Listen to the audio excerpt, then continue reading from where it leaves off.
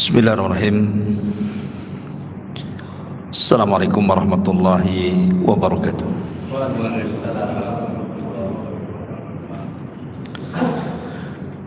Alhamdulillah, assalatu wassalamu ala rasulillah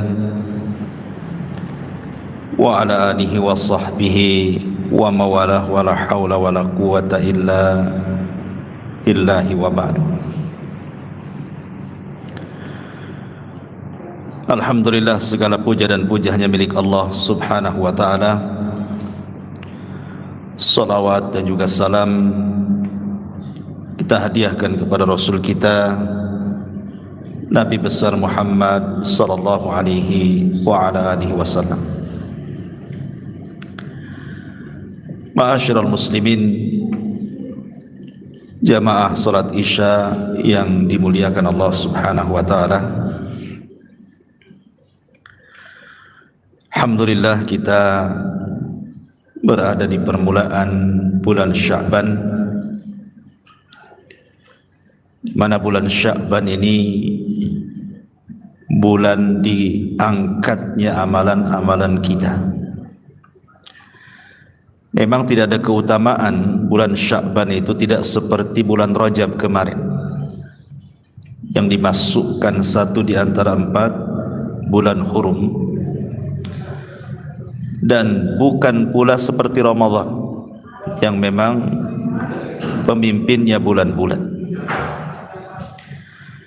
Tapi meski demikian, bulan Sya'ban ini adalah bulan diangkatnya amalan kita,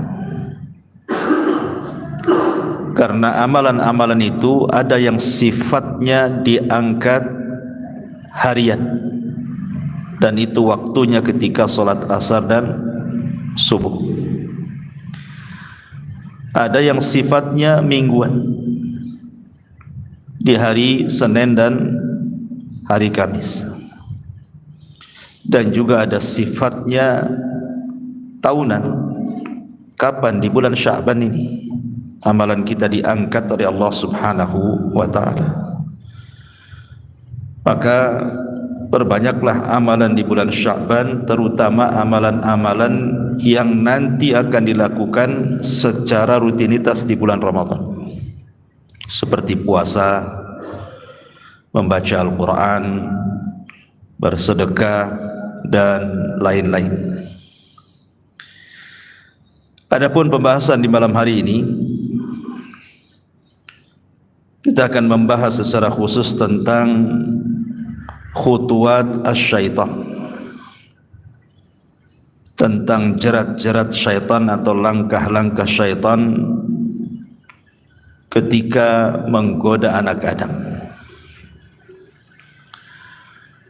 Ma'asyiral muslimin yang dimuliakan Allah subhanahu wa ta'ala, permusuhan kita manusia dengan syaitan ini itu sudah terjadi sejak bapak kita berada di sorga. Bahkan sebelum Adam ditiupkan ruh, permusuhan itu sudah ada. Dan itu disebutkan di dalam Sahih Muslim, ketika Allah subhanahu wa ta'ala menciptakan Adam dari berbagai macam sifat tanah, kemudian dibentuk sedemikian rupa, maka Allah biarkan bentuk Adam itu sampai mengeras, belum ada ruh. Kemudian iblis tahu bahwa Allah subhanahu wa ta'ala menciptakan makhluk selain para malaikat dan selain dirinya dari kalangan jin. Disitulah iblis mulai hasad. Dia datang ke patung Adam yang belum ditiupkan ruh, kemudian kadang masuk dari lubang telinga, keluar dari lubang hidung, masuk dari lubang hidung, keluar dari lubang dubur. Kemudian iblis mengatakan, sesungguhnya makhluk yang Allah akan ciptakan ini makhluk yang lemah. Kenapa? Fa innahu ajwab, karena banyak rongga di dalamnya. Berarti makhluk ini banyak kelemahannya. pasti dia perlu minum, makan dan begitu seterusnya.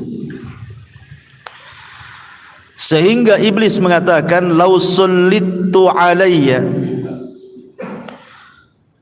kalau seandainya dikuasakan kepadaku Adam ini, la uhlikanna, aku akan hancurkan dia. Ini belum ditiupkan ruh, iblis sudah sesumbar seperti itu. Ditambah-tambah ketika betul-betul Allah tiupkan ruh. Kemudian Allah Subhanahu wa taala firmankan, wa idz qala rabbuka lil malaikati inni ja'ilun fil ardi khalifah. Dan ketika Rabbmu berkata, sungguhnya aku akan menjadikan khalifah. Malaikat ketika itu sempat menawarkan diri dan mengatakan, ya Rabb, kalau seandainya kelak makhluk yang kau akan ciptakan ini akan menumpahkan darah dan akan banyak merusak di bumi, sebaiknya kami sajalah yang kau turunkan ke bumi, tidak usahlah diciptakan Adam tu. Tetapi Allah mengatakan, aku lebih paham dari ciptaanku dibandingkan kalian. Maka ketika itulah Allah Subhanahu wa taala perintahkan para malaikat untuk sujud. Apa yang terjadi? Fasajadu, semua malaikat sujud, illa iblis, kecuali iblis. Disinilah permusuhan kedua. Setelah ditiupkan ruh, iblis tidak mau sujud. Apa alasan iblis tidak mau sujud? Alasan iblis tidak mau sujud karena ada syubhat di kepalanya, dengan mengatakan, ana khairum minhu khalaqtani min nar wa khalaqtahu min tin. Ya Rabb, aku kan lebih baik dibandingkan dia. Masa yang lebih baik sujud kepada yang tidak lebih baik? Kau ciptakan aku dari api loh, sementara Adam tercipta dari tanah. Api mendekati cahaya, artinya kami dekat dengan malaikat dibandingkan Adam. Itu syubhatnya iblis itu. Inilah kemudian permusuhan iblis kepada Adam membangkang perintah Allah Subhanahu wa taala. Sejak itulah Allah murka. Dan Allah katakan, fakhruj minha fa innaka rajim wa inna 'alaika la'nati ila yaumiddin. Keluar kau iblis, engkau terkutuk, sesungguhnya laknatku akan melekat kepadamu sampai hari dibangkitkan kiamat. Kemudian iblis pun melihat kemurkaan Allah Subhanahu wa taala, bukannya bertobat, malah dia mengatakan, qala fa anzirni ila yaumi yub'atsun. Kalau begitu ya Rabb, tangguhkan usiaku sampai hari kau bangkitkan kiamat ini. Maka Allah Subhanahu wa taala mengizinkan permintaan iblis dan mengatakan, innaka minal munzarin. Kalau begitu baik, saya akan berikan kau tangguhan. Subhanallah.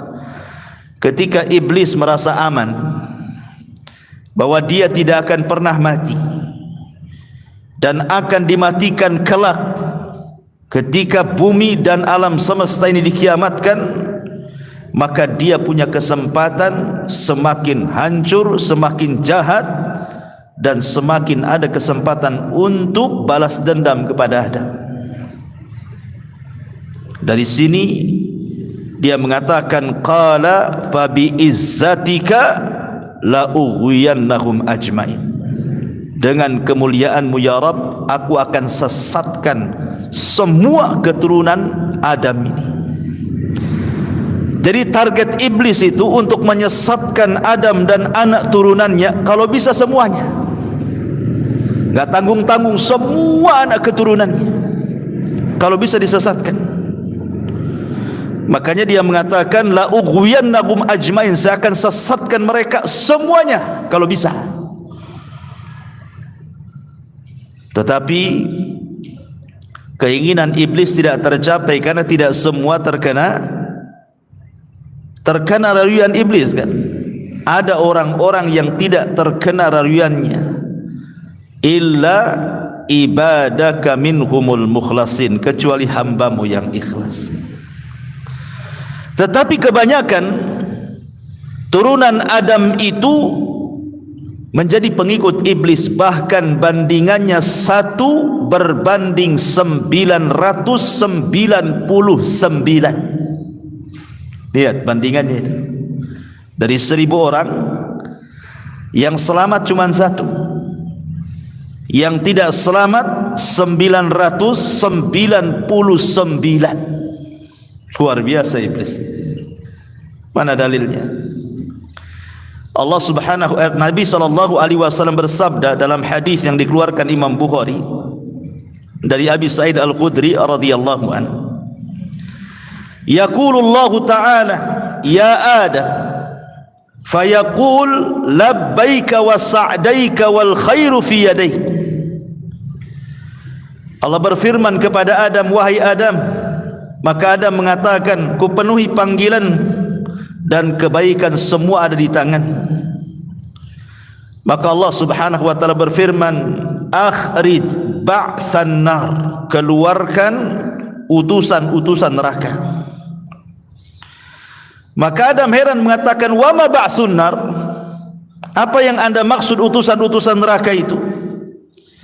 Qala, maka Allah mengatakan, min kulli alfin tis'umi'atin wa tis'atu wa tis'in, setiap 1000 pisahkan 999 masukkan ke neraka. Artinya selamat cuma 1. Yang selamat cuma 1 tuh, bayangkan. Berarti 99% cita-cita iblis hampir tercapai kan. Tinggal 1% saja. Ketika dia mengatakan saya akan sesatkan mereka semuanya kan. Rupanya hampir berhasil karena 1 berbanding 999 kan. Luar biasa. Ma'asyiral muslimin yang dimuliakan Allah Subhanahu wa taala. Ketika Adam alaihi salatu wassalam mendapatkan tempat tertinggi di sorga sebagai pengganti iblis, mulailah iblis hasad. Kemudian mulai memberikan was-was kepada Adam alaihi salam dan juga pasangannya Hawa. Ketika Allah Subhanahu wa taala menguji keduanya agar jangan dekat-dekat pohon larangan, ini ada kesempatan iblis nih. Ada celah di sini. Kalau Adam sampai memakan buah larangan, berarti Adam pun akan dicelakakan Allah Azza wa Jalla. Maka mulailah iblis membuat makar. Datang kepada Adam dan Hawa memberikan was-was, tapi tidak bergeming keduanya. Sampai ketika iblis bersumpah, wa qasamahuma inni lakuma laminan nasihin. Demi Allah wahai Adam, aku ini seorang penasehat yang baik. Ketika itu belum ada makhluk yang bersumpah atas nama Allah demi sebuah kedustaan, apalagi bersumpah di sorga, di alam para malaikat. Ya Adam percaya sajalah kan gitu. Karena sebelumnya belum ada bersumpah kepada Allah untuk sebuah kedustaan, kecuali iblislah yang mengawalinya. Kemudian iblis mengatakan, Adam, kenapa Allah larang kau dekat-dekat pohon larangan itu? Saya mau kasih tahu nih, kalau engkau mendekati pohon larangan dan kau memakannya, antakuna malakaini au takuna minal khalidin, karena kelak engkau akan jadi malaikat atau boleh jadi engkau akan dikekalkan di surga. Makanya Allah tidak berkehendak itu. Kemudian iblis bersumpah, demi Allah, aku ini seorang penasehat. Akhirnya karena percaya dengan sumpah iblis, Adam pun mendekati pohon itu kemudian memakannya. Berarti orang yang suka sumpah-sumpah untuk kedustaan itu, itulah anak buah iblis tu. Dan itu paling banyak di pasar tu. Itu sumpah-sumpah dusta tu ya. Ma'asyiral muslimin yang dimuliakan Allah Azza wa Jalla. Lah ketika Adam betul-betul turun ke bumi, Hawa juga turun ke bumi, iblis juga turun ke bumi, kulnah bitu minha jami'a, turun kalian semua ke bumi ini. Maka disilah kemudian mulailah ma'arakah, peperangan antara iblis dengan Adam dimulai, dan dengan anak turunannya. Dan iblis memiliki senjata-senjata yang Allah Subhanahu wa ta'ala berikan, tentu sebagai ujian kepada Adam. Ada 4 senjata yang digunakan iblis untuk menggoda Adam dan seluruh keturunannya, termasuk kita. Yang pertama, Allah Subhanahu wa ta'ala berikan kepada iblis mampu untuk at-tazyin, menghias-hias, mampu menghias-hias yang batil menjadi hak, yang hak menjadi batil, yang benar menjadi salah, yang salah menjadi benar, atau mencampur adukan keduanya sehingga tidak lagi jelas mana yang batil mana yang hak, karena sudah gaduh-gaduh di dalamnya. Ini yang pertama. Yang kedua, al-kadhibu wal mukhada'ah, pandai berdusta dan pandai menipu. Kemudian yang ketiga, Allah buat Adam tidak bisa melihat iblis, dan iblis sanggup melihat Adam dan turunannya. Dan ini yang paling sulit ikhwan, melawan musuh di depan muka, nampak kelihatan batang hidungnya, dengan melawan musuh yang tidak kelihatan. Susah dilawan ikhwan. Macam mana cara namparnya? Kalau jelas batang hidungnya kita tempelin aja lah si iblis itu kan. Lah ini tak nampak pula, macam mana caranya? Ini yang kemudian agak sulit kita menghadapi mereka, dan mereka mudah pula menghadapi kita.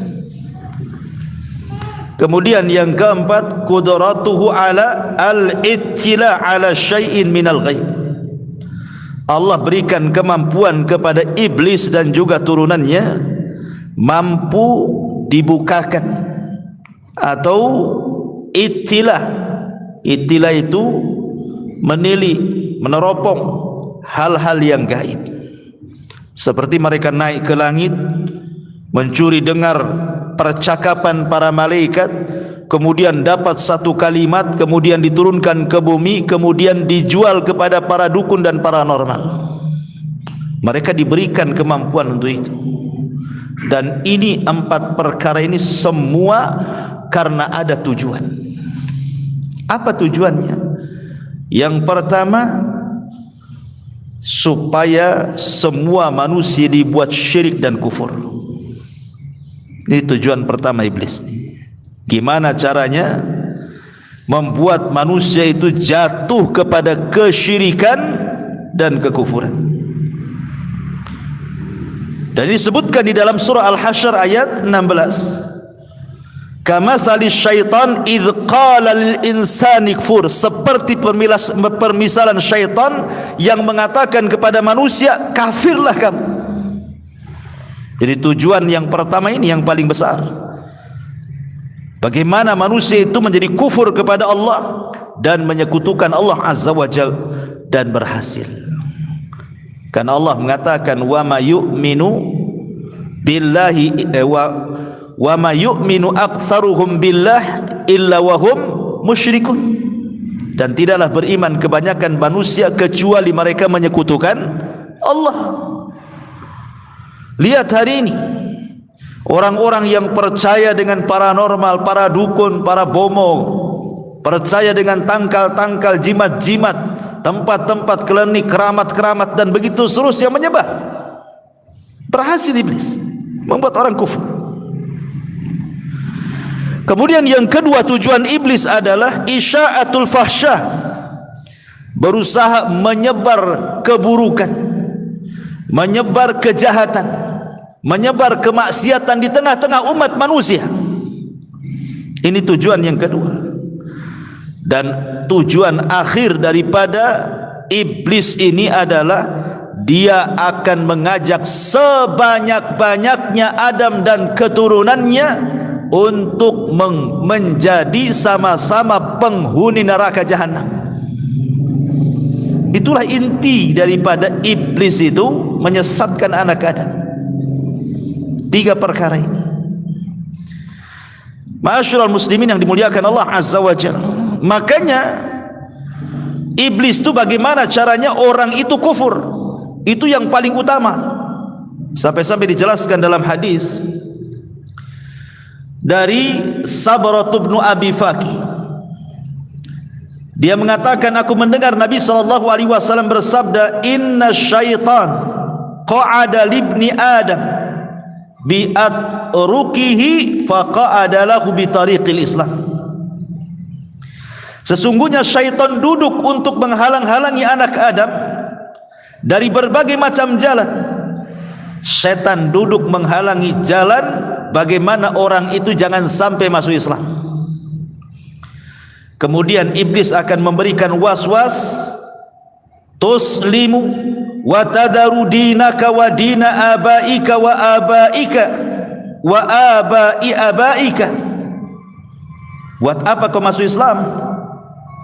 Apakah engkau akan meninggalkan agamamu, agama bapak-bapakmu dan agama moyang-moyang? Kemudian fa'asahu fa'aslam. Tetapi ada juga yang tidak menuruti kata-kata iblis, dia pun tetap nekat masuk Islam. Dari sini kita tahu bahwa iblis berusaha menghalang-halangi hidayah. Jangan sampai orang itu masuk ke dalam Islam, atau yang sudah masuk Islam bagaimana dikeluarkan dari Islam. Itulah tujuan inti daripada iblis, supaya sebanyak-banyaknya iblis mendapatkan pengikut di neraka. Ma'asyiral muslimin yang dimuliakan Allah Azza wa Jal. Dan permusuhan itu ditandai ketika kelahiran setiap anak Adam. Jadi kalau ada bayi lahir, disitulah iblis menancapkan permusuhannya. Dengan cara apa? Dengan cara menusuk lambungnya. Makanya setiap bayi yang dilahirkan pasti menangis. Kenapa menangis? Karena ditusuk oleh syaitan. Tapi tusukan ini tidak memadaratkan, hanya sekedar menabuh genderang perang, seolah-olah setan mengatakan, kau lahir, aku musuhmu. Gitu maksudnya. Udah dikasih tahu itu sejak bayi itu, udah ditoel tuh, aku musuhmu. Itu waktu bayi lahir itu ya. Kecuali 2 bayi yang tidak ditusuk lambungnya, Maryam dan putranya Isa bin Maryam. Dan itu ditunjukkan dalam sebuah hadis, ma min mauludin yuladu illa nakhasahu syaitan. Tidaklah ada bayi yang lahir kecuali ditusuk lambungnya oleh setan. Fayastahillu sarikhan min nakhsati syaitan illa ibni Maryam, illa ibna Maryam wa ummahu. Maka bayi itu akan menjerit, menangis karena tusukan itu, kecuali ibunda Maryam dan putranya. Dari sini kita tahu bahwa setiap bayi lahir iblis sudah menabuh genderang perang. Ma'asyiral muslimin yang dimuliakan Allah Azza wa Jalla. Akan tetapi Anda perlu tahu bahwa sehebat apapun iblis dan anak buahnya, mereka tidak bisa mengajak kita secara langsung. Datang kepada antum, ambil tangan antum, diseret, yuk kita mabok. Enggak gitu ya. Yuk kita zina, enggak. Ayo kita ke kuburan syirik, enggak ada. Dia main datang, kemudian ngajak antum, nyeret tangan antum, dibawa ke tempat maksiat. Bukan itu caranya. Bukan. Mereka tidak sanggup melakukan seperti itu. Tapi yang mereka lakukan hanya memberikan was-was saja. Tapi walaupun hanya sebatas was-was, pengaruhnya luar biasa. Adam loh sampai turun dari sorga. Bukan iblis yang bawa tangan Adam, hayo hayo, atau didorong-dorong, makan tuh, nggak gitu. Dikasih was-was, ya, makan, nanti kau jadi malaikat, makan supaya kau kekal di sorga, gitu ya kan, dibisi-bisi, ya, bukan diajak, ayo kita makan sama-sama, nggak gitu, ya. Jadi iblis dan anak turunannya itu tidak bisa menguasai manusia. Dia hanya bisa memberikan was-was.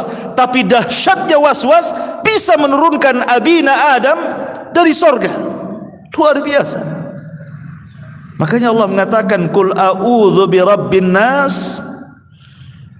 Di situ ada min syarri waswasil khannas. Masih was-was saja dia, tapi luar biasa pengaruhnya, ya.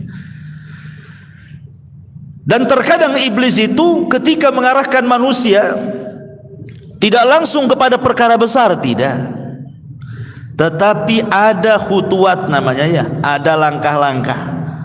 Jadi mereka itu pakai langkah-langkah. Apa saja langkah-langkahnya? Kata para ulama mengatakan yang pertama, langkah yang mereka lakukan adalah ishtighal bil mubahat. Bagaimana iblis itu ataupun syaitan berusaha menyibukkan antum dengan perkara-perkara mubah. Nggak ada dosanya, tapi disibukkan. Main bola, perkara mubah. Nggak ada hukumnya main bola, perkara mubah, tapi disibukkan dengan bola. Akhirnya gara-gara sibuk bola lupa sholat duhur, asar, maghrib, isya, subuh. Ustadz, mana ada main bola 24 jam? Kok 5 waktu lupa? Ya, kecapean, tidur, besoknya lagi main bola lagi. Belum lagi kemudian diingatkan dengan para pemainnya lagi, diidolakan dengan pemain-pemain kafirnya lagi kan.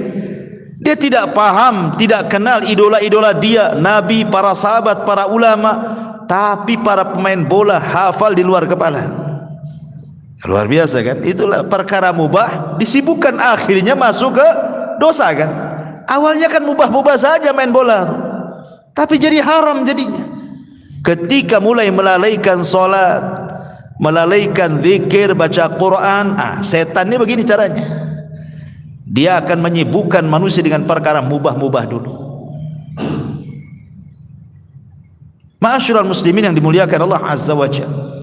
Atau contoh yang lain pamannya, ngumpulin duit setahun 2 tahun sampai penuh celengannya, ya. Bukan untuk umroh, ya, untuk jalan-jalan ke Singapura, Australia gitu kan. Padahal biayanya sama tuh. Bahkan kalau jalan-jalan lebih lagi itu duitnya.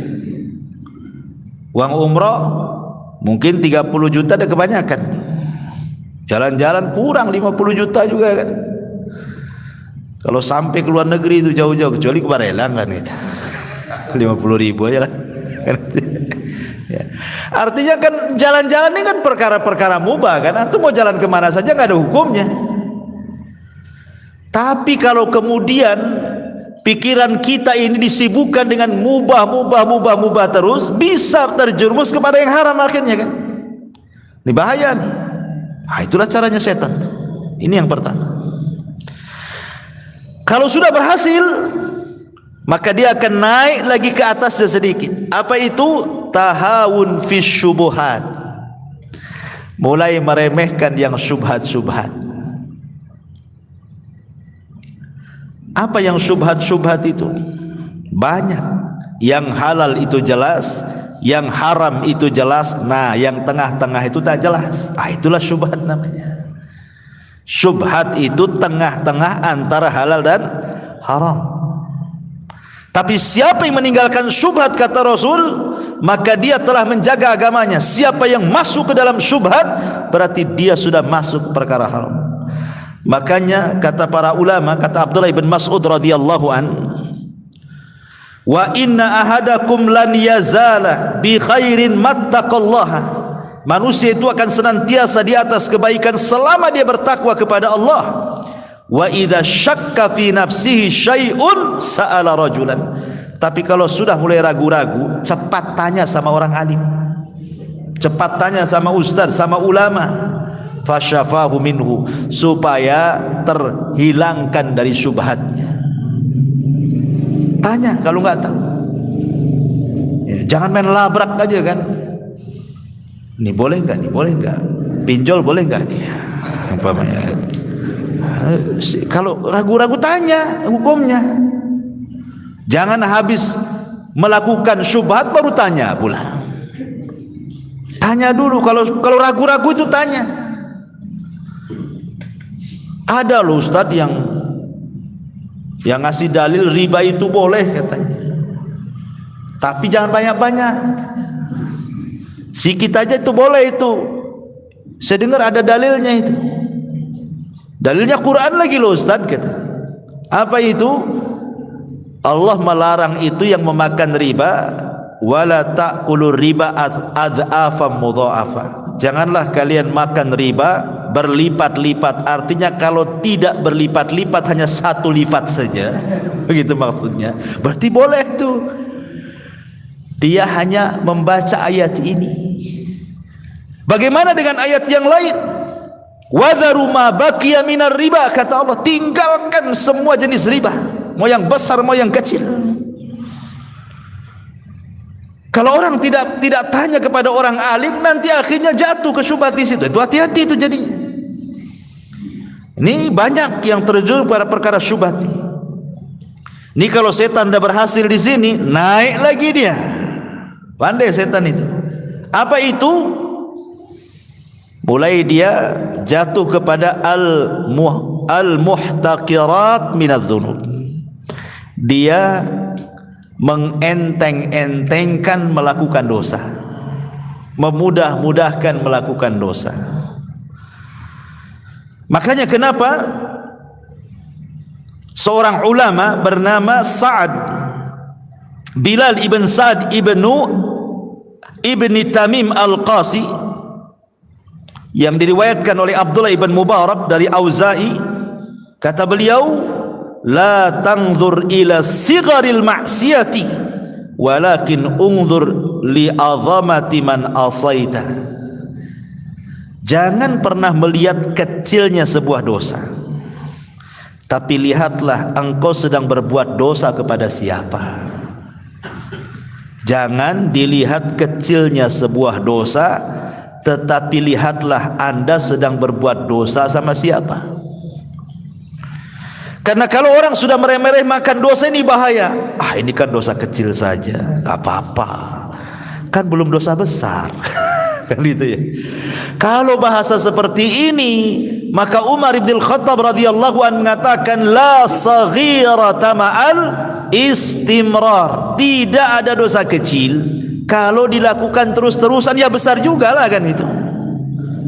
Ibarat antum mengumpulkan satu kerikil tiap hari, lama-lama menggunung juga tuh kerikil tuh. Maka jangan kemudian terjebak dengan pembagian dosa. Ada dosa kecil, ada dosa besar. Ini kan kecil saja, belum besar katanya. Nggak apa-apalah kan gitu, sekali-kali katanya. Subhanallah kan itu ya. Ini hati-hati.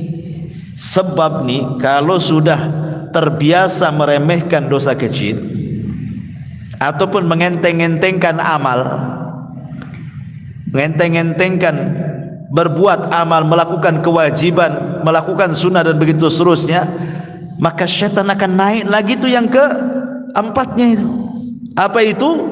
Irtikab al-mubiqat.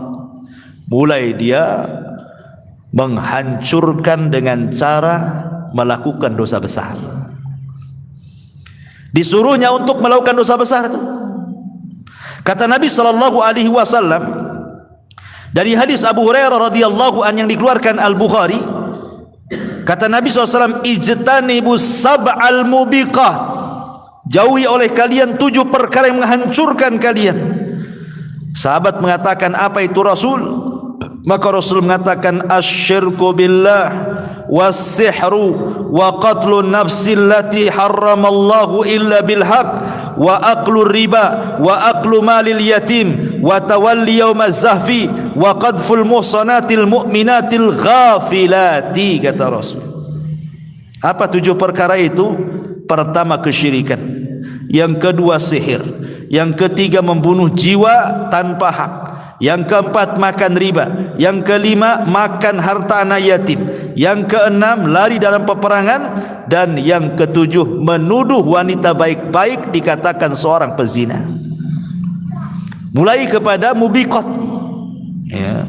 Gimana orang didorong-dorong sama syaitan itu untuk melakukan dosa besar, membunuh, minum khamr, berjudi, dusta, ghibah, macam-macam dosa besar itu.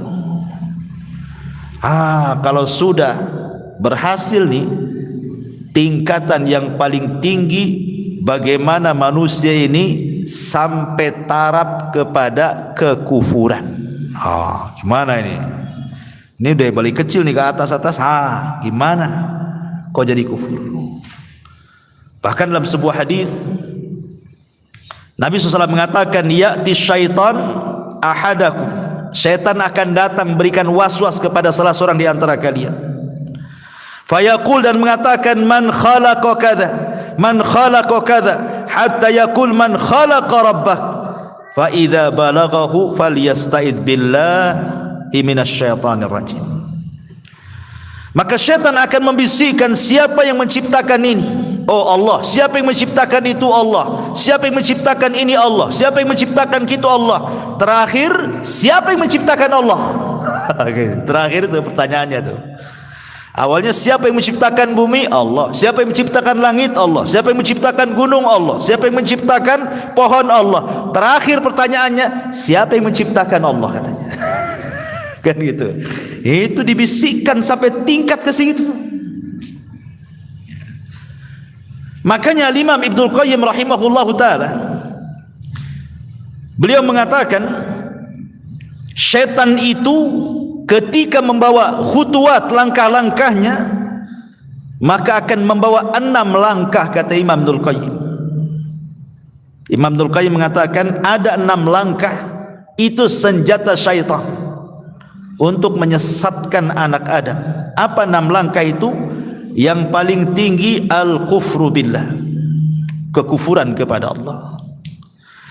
Yang kedua, an yuqi'aka fil bid'ati, bagaimana orang itu supaya berlaku bid'ah. Setelah syirik, kufur, baru di bawahnya bid'ah. Kemudian di bawahnya lagi fi kabairi dzunub, dosa besar. Kemudian di bawahnya lagi fi saghairi dzunub, dosa-dosa kecil. Kemudian di bawahnya lagi at-tawassu fil mubahat, menghabiskan waktunya hanya untuk melakukan perkara mubah, akhirnya melalaikan dari ketaatan. Dan yang terakhir, kata Imam Ibnul Qayyim, disibukkan dengan perkara-perkara yang tidak afdal dan meninggalkan yang afdal. Salat di rumah kan gak apa-apa, ya. Salat di masjid afdal, salat di rumah gak apa-apa, ya sudahlah di rumah saja. Jadi selamanya di rumah aja, itu gak mau ke masjid ya. Itu kan meninggalkan yang afdal dan melakukan yang tidak afdal. Seperti itu, ikhwan. Jadi ma'asyiral muslimin yang dimuliakan Allah Azza wa Jalla, pertama kufur, dibuatkan orang untuk kufur. Dan kufur ini kan banyak macamnya. Ada namanya kufur al-juhud wa takdzib, menentang dan mendustakan, seperti kufurnya orang-orang Yahudi kepada Nabi SAW. Tahu yang benar tapi mengingkari kenabian. Ada namanya kufur i'rad wal istikbar, berpaling dan sombong, seperti kufurnya iblis kepada Allah, tidak mau sujud ketika Allah perintahkan sujud kepada Adam. Atau kufur syak, ragu-ragu. ragu-ragu terhadap Allah, hati-hati. Ataupun mungkin kufur nifak, orang-orang munafik yang menyembunyikan kekufuran dalam hati dan menampakkan keislamannya. Ini kekufuran namanya. Kemudian di sana ada di bawahnya disebut dengan bid'ah. Allah Subhanahu wa taala mengatakan, afaman zuyyina lahu su'u amalihi fara'ahu hasanan. Apakah seperti orang yang dihiasi padanya keburukan amalannya, tetapi seolah-olah dia melihat amalan yang buruk itu baik. Kenapa? Bagaimana orang itu bisa tobat kalau seandainya yang buruk dianggap baik, yang bukan ibadah dianggap ibadah? Ya sulitlah tobatnya. Ini kan ibadah, padahal bukan ibadah kan itu. Makanya sering saya katakan bahwa bahaya bid'ah ini, satu, dia pelakunya sulit untuk bertobat, beda dengan maksiat. Kenapa? Karena ahli maksiat yang dilakukannya tahu itu maksiat. Tahu, orang berzina tahu zina itu maksiat. Orang lagi nyolong nyuri, tahu dia nyolong. Coba tanya pencuri, nyolong tuh baik nggak? Pasti bilang tak baik nyolong. Loh, kenapa kau nyolong? Tuh makan lah. Kan itu ya. Coba ahli bid'ah antum katakan seperti itu, enggak. Baik-baik, berpahala. Yang kedua, tidak semua maksiat itu bid'ah, tapi semua bid'ah itu maksiat. Pencuri tidak dikatakan ahli bid'ah. Pezina antum katakan ahli bid'ah? Ya bukanlah. Itu maksiat, ahli maksiat. Kemudian maksiat itu ikhwan tidak ada turunannya pengen jadi ahli maksiat. Tidak ada umpamanya pencuri berdoa, ya Allah jadikan anakku sama seperti aku pencuri. Tidak ada. Pezina mengatakan, ya Allah jadikan anakku germo. Tidak ada. Tidak ada. Sejahat-jahatnya orang itu pasti berdoa, cukuplah abimu saja yang mencuri gitu. Kau jangan, kau jadi ustaz. Kan itu ya. Tapi ahli bid'ah tidak. Kalau bisa anaknya kayak dia, karena merasa di atas kebaikan. Makanya bahaya. Setan suka tuh di situ. Masuklah setan dari jalur yang kedua ini. Kalau kemudian tidak berhasil juga, diturunkan tuh. Untuk apa? Bagaimana dia melakukan dosa besar? Gimana dia caranya masuk ke dosa besar nih? Syirik tak bisa, kufur tak bisa, bid'ah tak bisa, turun. Gimana caranya dia disibukkan dengan zina, disibukkan dengan khamar, disibukkan dengan judi, disibukkan dengan ghibah, dengan dusta, macam-macam dosa besar. Oh, ini kuat imannya nih. Turun lagi. Ya.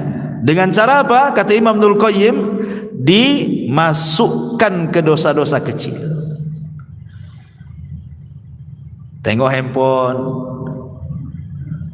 bagus nengoknya, ceramah Abu Merah, ya kan? Ada iklan pula kawan di situ. Iklannya pula sabun mandi.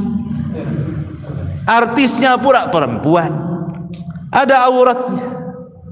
Dipandang pula nggak disekip, mata pun tak disekip. Nengok aja gitu, harusnya disekip lah matanya, bukan hanya handphonenya saja kan itu ya.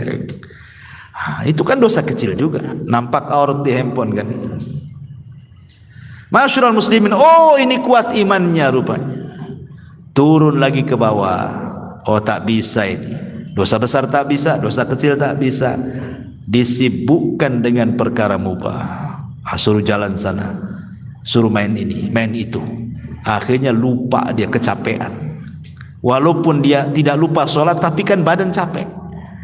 Akhirnya gak khusyuk pula dia sholat kan. Ngurangi kehusyuan, ngurangi tumaknina, dan begitu seterusnya disibukkan. Oh dia tidak bisa disibukkan dengan perkara mubah. Disibukkan dengan perkara yang tidak afdal, ditinggalkan pula perkara afdal. Ya, begitulah langkah-langkah syaitan. Ma'asyiral muslimin yang dimuliakan Allah Azza wa Jalla. Di dalam Al-Quranul Karim ada beberapa ayat, saya akan sebutkan langkah-langkah syaitan itu ada di beberapa tempatnya. Pertama, ketika Allah Subhanahu wa taala bicara tentang langkah-langkah setan, Allah Subhanahu wa taala bicara soal seputar makanan, ya. Kemudian seputar syariat ataupun agama. Karena Allah mengatakan udkhulu fi silmi kafah wa la tattabi'u khutuwati syaitan. Masuklah ke dalam Islam secara keseluruhan, jangan ikut langkah-langkah setan. Ya. Artinya bahwa setan itu ketika memberikan langkah-langkah kepada manusia itu, dia akan membuat langkah dari berbagai macam, dari ibadah, dari muamalah, dari persoalan makan, minum, macam-macam, dari semua bab. Ya, saya akan contohkan secara singkat saja. Seperti umpamanya kita masuk dalam bab ibadah. Kita masuk dalam bab ibadah dulu. Di dalam sebuah hadis Nabi sallallahu alaihi wasallam mengatakan dari Abdullah ibn Mas'ud radhiyallahu an, "Dzukira inda Nabi sallallahu alaihi wasallam rajulun faqila ma zala naiman hatta asbah ma qama ila shalah faqala dzaka ar-rajul bala syaitanu fi udhuni." Disebutkan di samping Rasul ada seorang laki-laki yang tidur saja sampai pagi, lewat dia subuh tuh. Kemudian apa kata Nabi sallallahu alaihi wasallam? Oh, orang itu yang lewat subuhnya itu balas syaitanu fi udhuni, sudah dikencingi itu telinganya, kata Nabi. Apa makna dikencingi di sini? Sebagian ulama mengatakan maknanya dikencingi itu ya secara hakikatnya, seperti hadis-hadis tentang setan, kalau kita makan tidak baca basmalah maka setan ikut makan, kan itu ya. Setan kita tidak baca basmalah ketika minum maka setan ikut minum. Nah, sama juga ketika setan mengencingi telinga, ya betul-betul dikencingi. Bentuk kencing setan ya enggak tahu kayak apa. Kalau kencing antum kan saya tahu. Kalau antum ngencingi telinga orang, budak terima orang tuh. Tapi hakikatnya memang setan itu mengencingi. Bentuk kencingnya seperti apa wallahu a'lam. Karena kita juga tidak pernah melihat setan kan. Tapi ada ulama membawa kepada hakikatnya. Ada juga yang mengatakan bahwa setan mengencingi itu maksudnya setan istihza wal istihqah, sedang mengejek. Antum itu sedang diejek dia sambil dikencingi telinganya. Akhirnya lewat sholat subuh, bangun jam 7. Jadi setan ngejek antum sambil ngencingi telinga. Coba bayangkan ikhwan, sering saya katakan, analogikan seperti ini. Kalau anak tampar wajah antum, kira-kira antum marah? Marahlah. Gimana kalau saya kencingi wajah antum? Apa enggak lebih marah lagi kan? Orang ngencingi telinga kita, kita bisa dendam 7 turunan. Hari-hari antum dikencingi setan tak dendam-dendam. Gitu maksudnya ya. Kok nggak dendam-dendam antum sama setan itu? Ya bangun jam 7, jam 8 kan itu kan.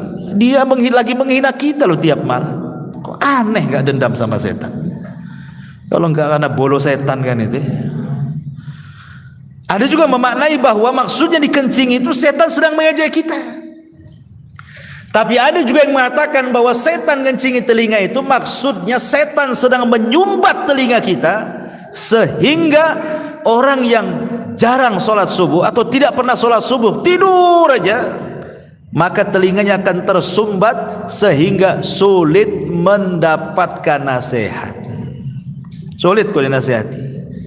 Orang yang jarang sholat subuh itu keras hatinya, susah dapat hidayah karena hari-hari dikencingi setan untuk telinganya.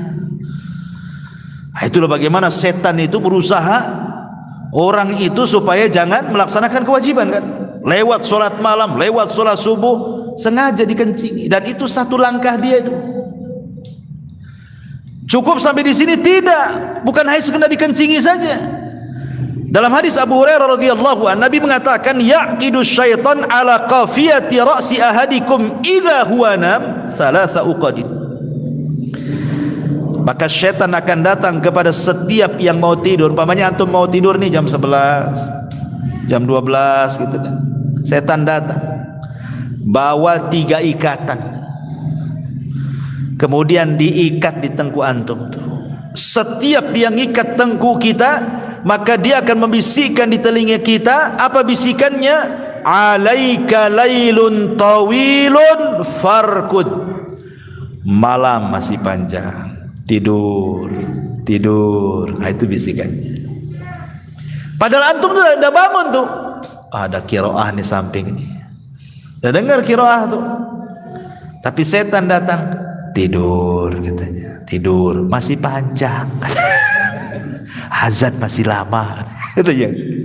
Coba bayangkan, tiba-tiba dengar azan masih dibisikkan aja, tidur. Qomat masih lama kok. Coba bayangkan ya kan. Akhirnya nunggu qomat, les pula dia matanya. Bangun pula jam 7, kelabakan. Oh Allah, astagfirullahaladzim. Salah siapa ini? Itulah setan.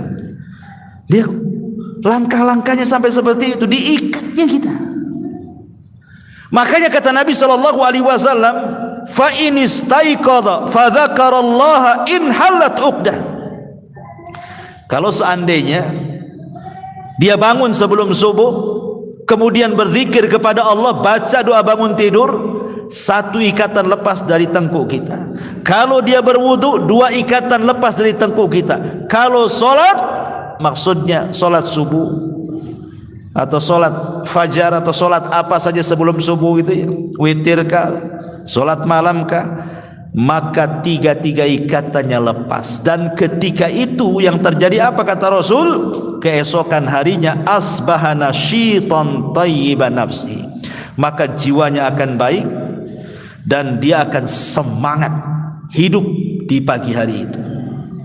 Tapi kalau malamnya tidur lama, tapi meninggalkan solat walaupun pagi bangun, kata Rasul, asbaha khabithan nafsi kaslan, maka jiwanya akan buruk dan dia pun akan menjadi pemalas. Kenapa? Jiwanya akan buruk karena awal aktivitasnya sudah meninggalkan solat.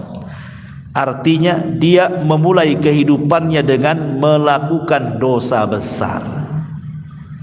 Solat subuh itu kewajiban, kalau ditinggalkan dosa besar. Berarti orang yang tidak solat subuh mengawali mata terbuka dengan melakukan dosa besar setelah kesyirikan. Artinya mengawali hidupnya dengan laknat, dengan laknat hidupnya. Nanti malamnya enggak solat isya lagi, langsung tidur, diakhiri dengan laknat pula lah hari itu. Awal laknat, tengah laknat, akhir pula laknat. Subuh tinggal, duhur tinggal, asar tinggal, maghrib tinggal, isya tinggal, 5 laknat dalam sehari. Cemana mau berkah hidupnya? Makanya orang yang tidak pernah solat itu banyak masalahnya. Kadang-kadang masalah itu tidak tahu dari mana datangnya, itu ada saja masalah itu, tidak bisa keluar-keluar. Ya kan? Itu khutuat namanya, untuk menghalangi beribadah, ya kan? Setan itu sampai membuat langkah-langkah seperti ini. Ya. Bahkan ketika kita sholat, umpamanya nih, setan tidak bisa ngencingi antum, bangun juga antum tuh. Setan tidak bisa ngikat antum, terurai juga ikatannya. Puas sampai di sini, nggak akan kecewa setan, nunggu antum sholat. Kemudian ketika antum sholat, masuk dalam sholat dia, dibuatnya antum tidak tumakninah, dibuatnya antum tidak khusyuk, sehingga terkadang tidak khusyuk itu apa yang terjadi? Kadang lupa lah berapa tadi rakaat yang saya lakukan. Ataupun mamanya sholat sama imam nih, betul-betul sholat dari takbiratul ihram Allahu Akbar sampai salam, ditanya tadi imam baca apa? Nggak tahu lah, padahal baca kulhu tadi imam. Kok bisa dia? Ya kan? Dibuatnya itu tidak tumaknina, sehingga apa yang dibaca imam nggak tahu dia. Terus setan masuk di situ tuh. Ya. Atau dia tahu imam baca apa, mulai pandangannya enggak khusyuk. Apalagi depannya ada lawan politiknya, pakai kaos pula lain beda, ngajar kampanye di masjid kan. Gitu kan. Nah, jadi kadang-kadang masuk tuh ikhtilas yakhtalisuhu syaitan. Pandangan kita tidak dibuat satu titik ke tempat sujud, dibuat pandangan kita kemana-mana. Dan kata Rasul, itulah orang yang sedang dicuri oleh setan. Apa yang dicuri? Dompetnya? Bukan, kehusuannya dicuri, sehingga dia tidak fokus pandangannya, nengok kemana-mana, sekali nengok cicak kawin pula. Bahaya nih kan. Nah, itu mulai dari situ tuh setan masuk dari sholat. Ataupun safnya itu centang perenang tuh, ada yang maju, ada yang mundur, jauh-jauh lagi safnya itu, tidak mau rapat. Apa kata Nabi SAW ketika bicara masalah saf itu? Russu atau sawwu sufufakum wa qaribu bainaha wa hadu bil a'naq fa walladhi nafsi biyadi inni la ara syaitan yadkhulu min khalalis saffi ka'anna al-hadh. Kata Rasul, luruskan, rapatkan, karena aku melihat ada setan masuk di celah-celah itu. Jadi dia akan berusaha sampai-sampai ada namanya setan itu disebutkan dalam hadis Nabi SAW, namanya Hinzib. Ada setan namanya Hinzib. Setan Hinzib ini dia masuk kemudian ke dalam perut. Dibuatnya lah perut antum itu bunyi kerbak kerbuk gitu kan. Aduh, batal nih. Kata Rasul, la yansarif hatta yasma'a sautan au tajidarihan. Jangan kau batalkan. Itu bukan suara kentut, itu suara perut. Ya. Suara perut dengan suara kentut beda, kata Rasul. Kalau hanya suara perut, jangan batalkan sampai kau dengar ledakannya atau kau hirup baunya. Nah, baru kau batalkan. Kalau belum ada ledakan keluar, ledakan masih di dalam, ya kan? Atau belum ada baunya, jangan dibatalkan. Antum belum kentut, itu suara perut. Itu setan yang buat bunyi-bunyi itu. Atau kalau tidak juga setan ini berhasil dengan bunyi-bunyian di perut itu, maka setan Hinzib akan masuk ke pikiran antum tuh. Allahu Akbar. Sebelum sholat antum cari kunci motor gak ketemu. Ketika takbiratul ihram, tahu pula di mana tuh kunci itu. Ya Allah. Iya, anak kan tadi di situ terletak tuh. Bodoh kali aku kata. Lagi sholat tuh, ya kan. Dia tidak bisa lewat perut, otaknya dimainkan sama setan tuh. Segitunya tuh langkah-langkah. Dia nggak bisa ini, akan berusaha seperti itu. Setan tuh kan seperti itu dia. Berusaha tidak bisa satu pintu, cari pintu yang lainnya. Sampai betul-betul rusak sholatnya orang tuh. Itu yang disebut dengan khutuwat syaitan. Langkah-langkah setan. Ya. Ataupun ma'asyiral muslimin yang dimuliakan Allah Azza wa Jalla. Terkadang setan juga masuk bukan hanya dalam ibadah saja ya. Kalau ibadah banyaklah contohnya. Kadang-kadang juga masuk dalam urusan muamalah. Dalam muamalah entah dengan keluarga, entah dengan tetangga, entah dengan rekan bisnis, entah dengan kawan di luar sana gitu kan. Itu kadang-kadang setan berusaha untuk supaya orang itu tahris bainakum, dibuat musuhan. Gimana caranya itu?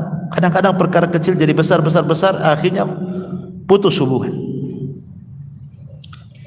Yang terkadang juga orang itu ada mau nakut-nakuti.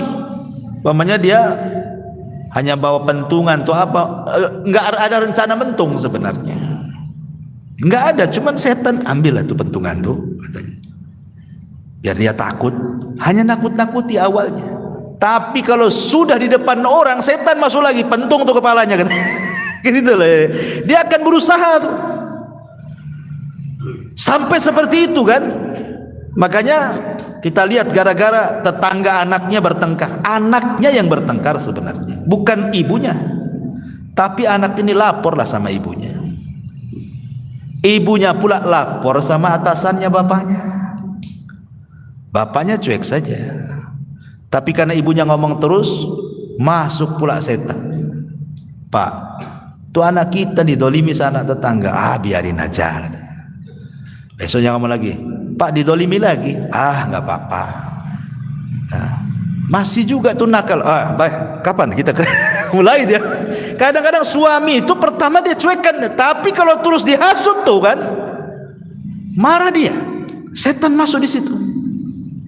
Akhirnya betul-betul datang dilabrak tetangganya. Coba bayangkan, antum sudah berhubungan 10 tahun gara-gara urusan anak yang bisa didamaikan sebenarnya. Toh anaknya juga habis musuhan besoknya datang salaman lagi. Kita pula yang musuhan sama tetangga tak mau salaman. Kalau bisa jual rumah, pindah rumah. Kan pula di sini katanya. Ini kan setan ini kan berusaha itu sampai seperti itu. Ya. Jadi hubungan-hubungan bahkan dalam rumah tangga pun seperti itu. Bagaimana dibuatnya suami itu bercerai. Makanya kenapa disebutkan dalam hadis itu istana setan itu ada di lautan. Setan itu punya istana di lautan. Entah berantah di laut mana. Ada yang mengatakan di tiga Bermuda itu. Allahu a'lam. Tidak ada riwayatnya bahwa istananya itu di segitiga Bermuda. Yang jelas Rasul mengatakan istana setan ada di lautan. Apa di Selat Malaka sini, Allahu a'lam. Yang jelas bahwa adalah istananya. Setiap hari setan itu kan mutus tuh anak buahnya tuh. Kamu goda tuh yang ujung sana, kamu goda, semua diberikan tugas tuh setan-setan marodah tuh. Ada yang goda sampai meninggalkan sholat, ada yang goda mau sedekah nggak jadi, ada yang goda mau puasa tak jadi, mau pokoknya digagal-gagalin orang berbuat baik itu. Sampai akhirnya satu hari ini nih, gerilya ini, setan-setan ini, utusan iblis, maka malam harinya mereka melaporkan hasil apa yang mereka goda kepada anak Adam.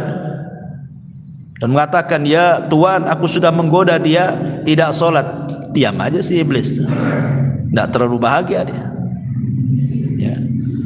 Iblis, Tuhan, saya sudah goda dia loh sampai nggak sholat. Duhur, asar, maghrib, isya, subuh, berhasil saya 5 waktu dia tak sholat katanya. Iblis diam saja. Kenapa?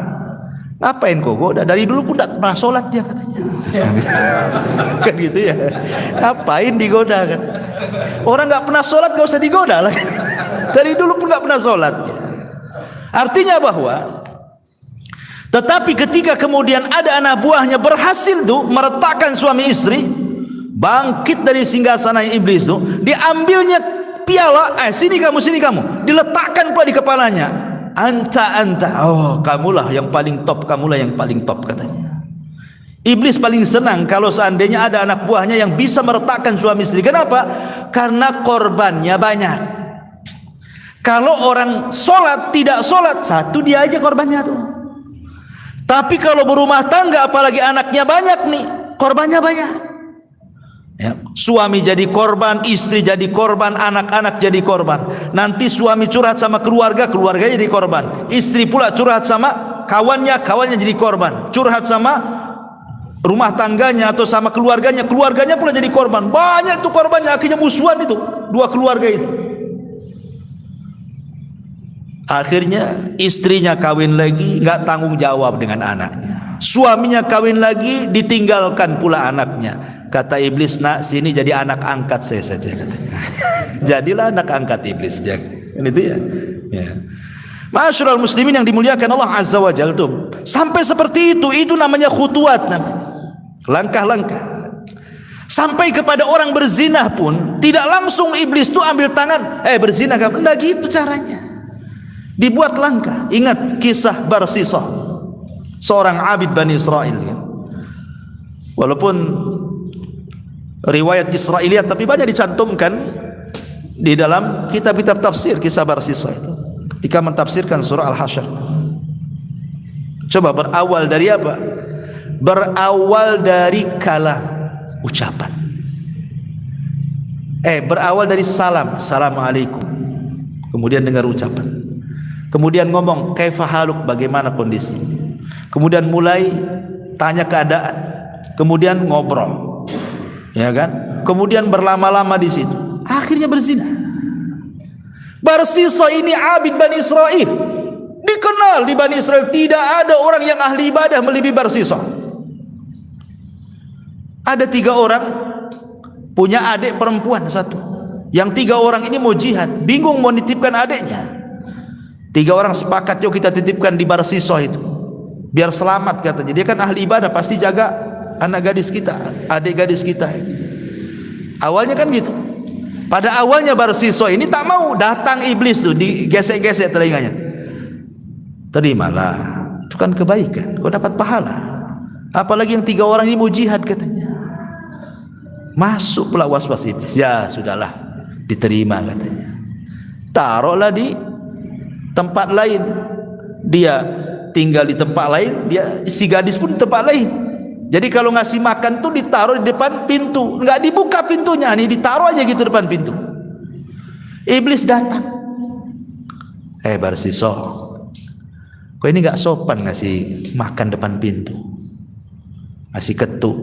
Tanyalah gitu kan, salam. Nah, awalnya suruh salam. Akhirnya mulai dia naruh makan sambil salam. Assalamualaikum. Waalaikumsalam. Mulai dia dengar suara perempuan kan, masuk di telinganya. Setan sampai di sini tidak, bisiki lagi. Udah lama setan datang lagi. Barsisa, namanya orang dikurung, kau hanya ngasih makan, ucapkan salam. Kamu kan tidak tahu, mungkin dia butuh apa atau sakit apa. Tanyalah. Mulai, ya kan? Akhirnya mulai dari salam ke kalam, ucapan. Kaifa haluk, bagaimana kondisi wahai ukhti gitu. Sehat tidak? Apa yang dihajatkan? Mulai. Ya. Lama setan datang lagi. Barsisa, namanya orang hidup sendirian, bosan juga dia. Temanilah dia makan. Mulai itu dia. Mulai akhirnya ditemani makan. Ya. Setelah ditemani makan terus gitu kan, akhirnya mulai pandangan, jatuh cinta, akhirnya berzina. Naudzubillah. Hamil pula lah wanita itu. Setelah hamil apa yang terjadi? Saudaranya datang, habis jihad menang. Setan ngasih tahu, Barsisa, itu 3 saudaranya mau datang. Kalau seandainya ini dia tahu adiknya hamil, habislah kau katanya. Gimana caranya? Tunggu dia lahir, bunuh, hilangkan barang buktinya katanya. Hilangkan barang buktinya, hancurkan CCTV-nya, jangan ada CCTV katanya. Akhirnya semua dibunuh bayinya. Setelah dibunuh bayinya, datang pula si iblis itu. Barsisa, memang alat bukti sudah hilang, tapi apakah kau yakin wanita itu nggak akan bicara? Pastilah akan bicara. Kau sudah membunuh bayinya, mana dia terima katanya. Kalau dia sampai ngomong sama saudaranya, habis kau katanya. Kata Barsisa, apa yang harus lakukan? Bantai juga ibunya katanya. Dibunuh ibunya. Langkah-langkahnya coba. Dikuburkan di belakang rumahnya. Dah hilang barang buktinya. Datanglah 3 saudaranya nanyakan, mana adik saya katanya. Kata Barsisa, tak tahu. Semenjak kalian pergi dia pun pergi, tah berantah ada di mana.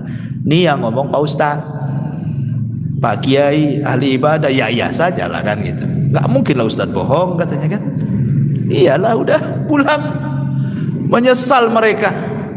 Ya, kenapalah dulu dititipkan kalau harus hilang juga katanya. Malam-malam setan datang ke 3 orang ini, dibisikkan dalam mimpinya bahwa Barsisa lah yang membunuhnya. Setan yang ngasih tahu. Akhirnya 3-tiganya bangun, mimpinya semua sama. Mimpinya semua sama, baik saudara yang pertama, yang kedua, yang ketiga. Kan aneh, kok mimpi, kok jamaah gitu kan, bareng-bareng.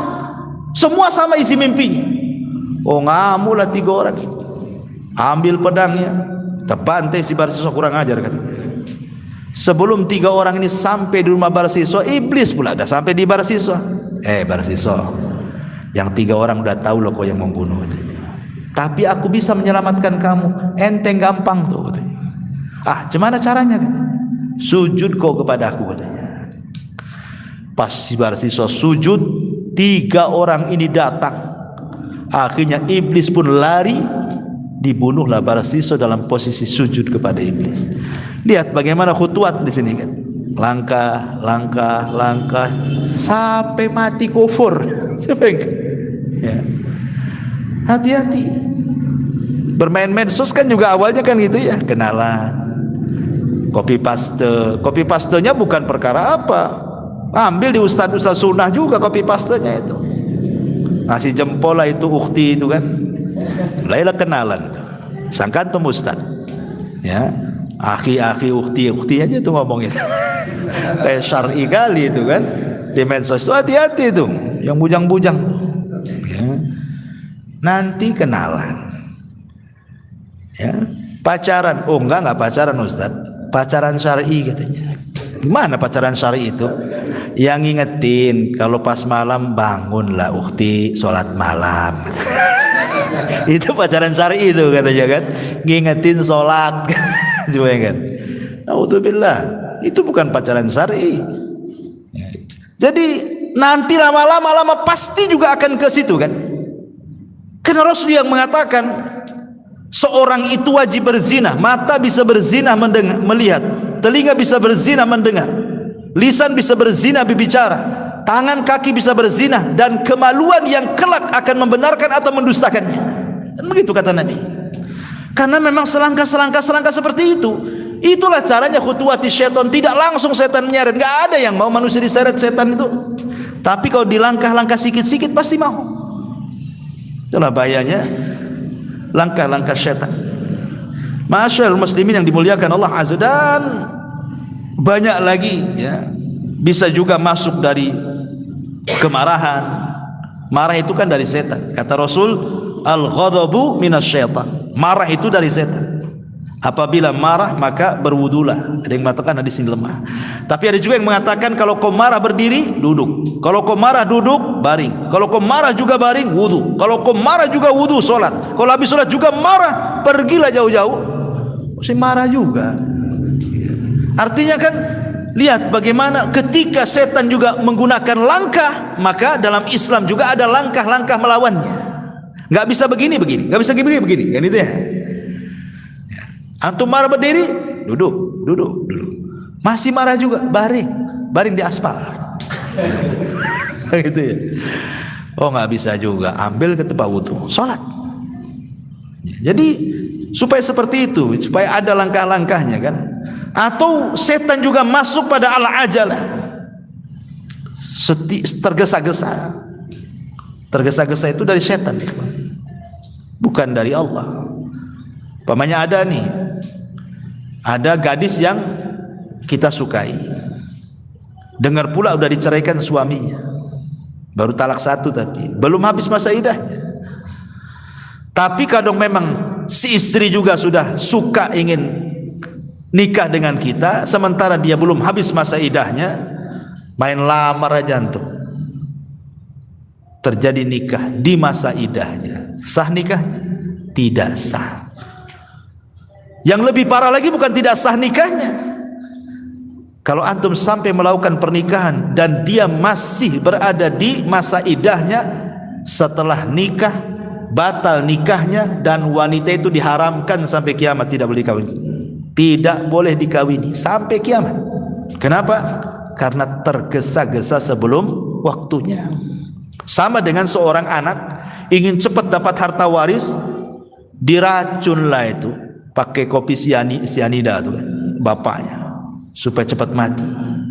Mati betul tuh bapaknya, dapat warisan sampai kiamat, haram warisan. Kenapa? Karena tergesa-gesa sebelum waktunya. Itu namanya al-ajal, itu dari syaitan tuh. Ya. Ataupun al-israf, sesuatu yang berlebih-lebihan, makan berlebihan, minum berlebihan, tidur berlebihan, main berlebihan, itu semua dari setan. Makanya kenapa Nabi SAW itu sampai berdoa kepada Allah kan, Allahumma inni a'udzubika minal jubni wal kasal. Ya Allah, aku berlindung darimu dari al-jubn wal kasal. Kasal itu artinya kemalasan, karena malas itu dari setan. Makanya kenapa Rasul mengatakan at-tatha'ub mina syaitan. Tatha'ub itu nguap itu dari setan. Kalau kalian nguap cepat tutup kan begitu. Karena orang nguap tidak tutup tuh menunjukkan malas dia. Itu dari setan. Beda dengan bersin. Makanya suruh mengucap alhamdulillah. Ya. Dan banyak, ataupun taswib. Taswib itu mengucapkan kalimat saufa dalam bahasa Arab itu balas sekitarnya nanti. Ini jam 12:30 sholat duhur, nantilah, masih ada waktu. Nah, ini. Nanti asar juga gitu, mau dekat maghrib sholatlah nanti. Si nanti akhirnya duhur 5:30, asar 5:30 gitu ya, maghrib pula 7:30 gitu. Isya pula 5:30 subuh. Jadi nggak ada, dia modalnya dapat 7:30 semua lah pahalanya kan gitu. Jadi ada orang itu yang bahasanya nanti. Kita ini sedekahlah nanti. Kalau cicilan motor udah lunas nih, kapan sedekahnya? Nanti. Baru saja ngambil kulkas katanya. Terus saja kan, nggak pernah sedekah. Karena dia nanti itu, kapan lu tobat? Nanti habis umroh pula dia. Tak tobat juga. Katanya kalau habis umroh tobat, ya nantilah kalau habis haji katanya. Coba kan? Haji dia tak tobat juga. Kenapa enggak tobat? Katanya habis haji mau tobat. Nantilah kalau dekat-dekat mati gitu. Jadi nah, ini kan dari setan. Taswif itu mengatakan saufa nanti. Ini bagian daripada khutuwatus syaitan. Ya. Dan banyak lagi. Adapun secara singkat juga yang disebutkan para ulama bagaimana cara menghadapinya, karena juga sudah malam ini. Yang pertama, menghadapi langkah-langkah setan tentu bil ilmi wal ma'rifah. Ya, duduk di majelis ilmu, punya ilmu. Orang kalau mau perang nggak punya strategi, gimana mau ngelawan? Ya kan? Maka kita harus berilmu supaya dengan ilmu itu kita tahu cara melawannya. Kan diajarkan tuh dalam Quran, dalam hadis bagaimana cara melawan setan. Seperti bagaimana supaya setan itu bisa nangis gitu ya. Dengan cara apa? Antum ketika tasyahud, antum sungguh-sungguh, karena kata Rasul, gerakan tasyahud itu sama dengan tamparan kepada setan. Lebih keras dibandingkan besi. Ya, gerakan dalam tasyahud itu. Jangan malas. Itu tasyahud gini. Apa antum tasyahud kayak gini? Ini tasyahud gini. Ya, kalau bagi yang menggerak-gerakan, gerakan. Yang enggak gerakan isyarat gini saja, itu udah tamparan tuh gini tuh. Tamparan keras tuh bagi si iblis itu. Nah, kita lihat kalau posisi tasyahud yang dilihat jarinya. Jangan lihat ke depan, lihat ke jari sini. Kalau kita tasyahud. Ya, atau umpamanya sujud tilawah. Iblis tuh paling enggak suka nengok orang sujud tilawah. Apa kata iblis? Dia diperintah Allah sujud, dia pun sujud. Maka Allah hadiahkan surga. Aku pula diperintah sujud, tak sujud, Allah akan masukkan ke neraka. Nangis akhirnya iblis. Dia paling nangis lihat orang sujud. Sedih hatinya. Ya, karena iblisnya iblis, ikhwan, itu tidak pernah mencela Allah. Iblisnya iblis tidak pernah mencela Allah. Dia mengatakan wa bi izzatika, dengan kemuliaan. Tidak pernah. Tapi manusia ada yang lebih iblis dibandingkan iblis. Dicelanya Allah. Orang Yahudi mengatakan Allah fakir, nahnu aghnia. Dia fakir, kami kaya. Allah difakir-fakirkan sama orang Yahudi itu. Nasrani, Allah itu 3. Ya bayangkan. Ataupun mencela Al-Quran. Al-Quran kan kalamullah, sama juga mencela Quran, mencela yang ngomong Allah. Kan banyak sekarang ini orang yang istihza terhadap kalamullah, diinjaknya Quran, dibakarnya Quran. Ataupun ngomongnya sih tidak menginjak, tetapi dari ucapannya sudah menghina Allah dan Quran kan. Syariat itu enggak nggak kayaknya kalau diterapkan di sekarang itu nggak cocok tuh. Itu kan syariat itu Quran Sunnah itu di zaman Nabi tuh. Sekarang bukan zaman unta lah, nggak relevan lagi. Ada orang kayak gitu kan. Maksudnya apa? Jadi kalau kita ini saklek dengan Quran dan Sunnah itu, kayaknya disebut kolot. Tentu kolot, kayaknya nggak maju-maju otakmu tuh katanya. Lah gimana Quran Sunnah itu akan relevan di setiap zaman, di setiap tempat. Bukan Quran Sunnah yang ikuti zaman, zaman yang harus ikut Quran Sunnah. Zaman itu yang harus ikut, karena Quran itu di mana-mana, Sunnah itu di mana-mana akan relevan. Hukum-hukumnya akan relevan. Ya, hukuman rajam itu di zaman Nabi katanya. Zaman sekarang kayaknya enggak bisa katanya. Kan gitu ya. Ya. Jadi ma'asyiral muslimin yang dimuliakan Allah Azza wa Jalla. Ini yang pertama dengan ilmu. Yang kedua, al-amalu ala ziyadatil iman. Terus beramal untuk menambahkan iman, karena iman itu bisa berkurang karena maksiat itu karena bisikan setan. Tapi iman bisa bertambah dengan banyaknya amal. Maka ini bisa melawan setan. Kemudian yang ketiga as-saum, puasa bagi anak-anak muda. Karena saum itu, puasa itu bisa melemahkan jalan darah. Karena setan itu masuk lewat jalan darah manusia kan. Maka dengan puasa melemahkan. Atau dengan cara bekam gitu ya. Kemudian yang nomor 4, dawamu zikrillah. Mendawamkan berzikir kepada Allah Subhanahu wa taala. Kemudian yang kelima, al-isti'adzatu billah. Jadi kalau kita dapat gangguan, segera kita katakan a'udzubillahi minasyaitonir rajim. Ya, seperti antum mimpi buruk nih, cepat bangun, a'udzubillahi minasyaitonir rajim, ludahin ke kiri. Tuh. Ya. Ya kalau nggak ada orang di samping. Jangan sengaja pula istri di samping, wah katanya. Nah gitu ya, janganlah. Artinya ngeludah ke kiri, baca ta'awudz kan itu ya. Atau ketika sholat juga sama. Ketika antum sholat, a'udzubillahi minasyaitonir supaya hilang setan. Ya. Tapi kalau sholat sendiri, jangan pula sholat jamaah, nanti dibalas puah juga. Masalah kan gitu ya. Kalau sholat jamaah jangan, kalau sholat sendiri, karena biasanya setan itu akan sulit menggoda orang yang berjamaah. Setan itu akan mudah menggoda orang sholat sendiri. Sama dengan serigala, dia akan sulit untuk menerkam kawanan kambing. Dia hanya menerkam kambing yang keluar dari kawanannya saja. Nah, itu setan. Nah, dia kalau orang sholat sendiri itu akan lebih digoda setan. Makanya kalau ada godaan seperti itu, cepat ta'awud, ludah 3 kali. Ya. Jadi itu juga isti'adzah itu penting. Karena juga Allah mengatakan qul a'udzu birabbil falaq dan qul a'udzu birabbin nas. Ya. Ini yang kelima. Yang keenam, alaika bisuhbati thayyibah. Cari teman yang baik. Karena setan itu bukan hanya dari kalangan jin saja. Setan juga ada dari kalangan manusia. Bahkan terkadang orang yang paling dekat dengan kita, istri kita itu jadi setan nih kawan. Ya bisa ya tuh. Disetani kita, janganlah sedekah dulu bang katanya. Rumah belum naik tingkat 2 katanya. Gitu ya. Bisa jadi setan tuh. Dihasut-hasutnya kita. Bang, tetangga sebelah tuh masya Allah, itu kaki kuning katanya, leher kuning, tangan kuning, saya pula hitam semua katanya. Belikanlah ke toko emas sana katanya. Malulah saya. Udah mulai dah. Suami kerjaan tak seberapa. Mulailah mikir-mikir nih, kita rampok aja lah toko emas ini. Gak punya gimana, lama-lama kan setan masuk di situ. Gara-gara apa? Bisikan istri. Bisikan istri ini orang yang tadinya tidak berbuat jahat jadi berbuat jahat tuh.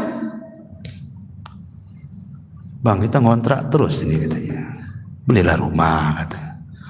Tak bisa lah deng, itu berapa lah uang pendapatan. Besok ngomong gitu lagi. Lama-lama terpikir dia, mana nih kira-kira kabel telkom mana yang saya harus ambil. Jadi ada orang akhirnya jadi korupsi, ya kan? Akhirnya jadi maling, akhirnya menghalalkan yang haram. Yang penting terpenuhi keinginannya. Ada yang kayak gitu tuh. Ya. Jadi ini juga makanya cari teman yang baik. Kemudian juga yang terakhir adalah fa innallaha yahmi awliya'ah wa yahfad ahibba'u kama qala inna ibadi laisa laka 'alaihim sultan.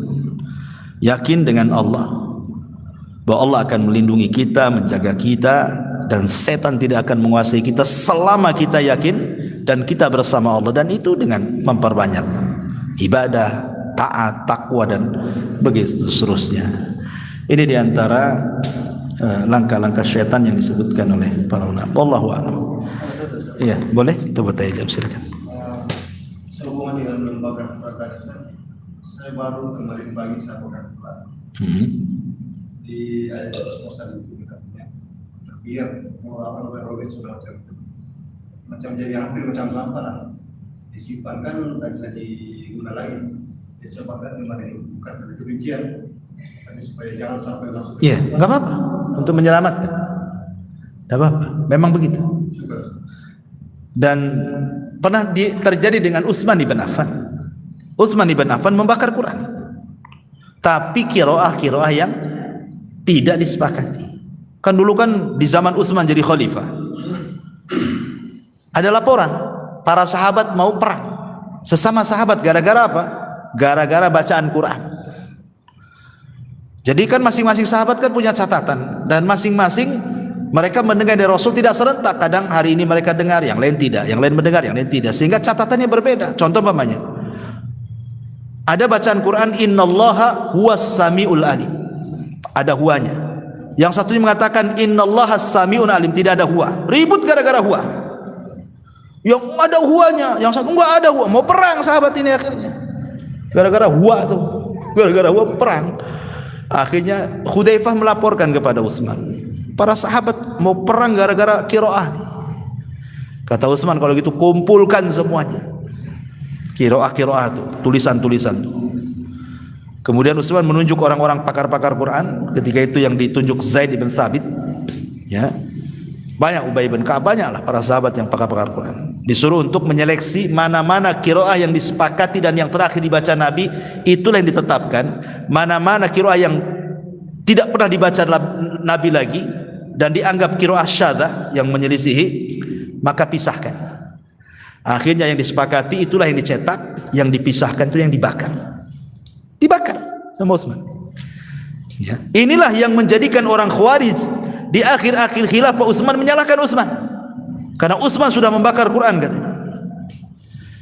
Maka Utsman menjawab, Ali menjawab, Utsman membakar Quran itu bukan qiraah yang disepakati, tapi qiraah yang diperselisihkan supaya tidak terjadi peperangan di antara sahabat. Dan subhanallah hikmahnya sekarang tidak ada perselisihan soal Quran kan sampai hari ini. Nggak ada.